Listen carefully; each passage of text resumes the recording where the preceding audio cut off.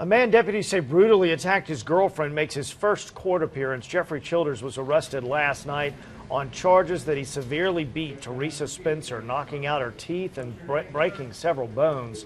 He's held on $20,000 bond.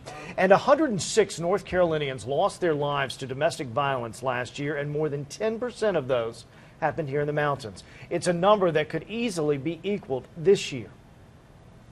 I've got 5 broken plates in my mouth. Just this week, we heard from a domestic abuse victim who feared for her life after being severely beaten.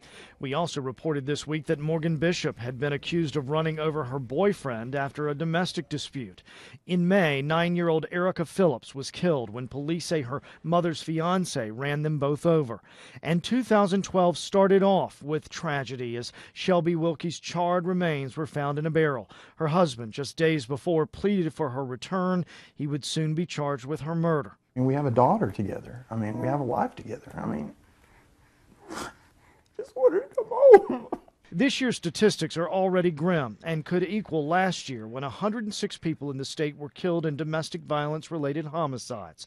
Domestic violence always tends to rise when the economy is bad. There are families now that are struggling that have not had to struggle before, and it just creates a lot of increased tension. 18 of last year's deaths occurred right here in the mountains. Meredith Hooks is a family services court advocate. We need to realize that and treat it as the crime that it is. It's not a family matter. It's not a dispute.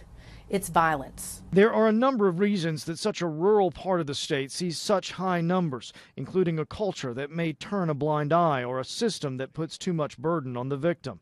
Hooks says everyone can do more to help prevent crime scenes like these from happening. It has to go beyond just those of us in the field. It has to go to community leaders, church leaders, civic groups. And Henderson County recently started a domestic violence task force that includes a number of agencies and dedicated an assistant DA to domestic violence cases. But budget restrictions have meant less domestic violence liaisons in many mountain sheriff's offices.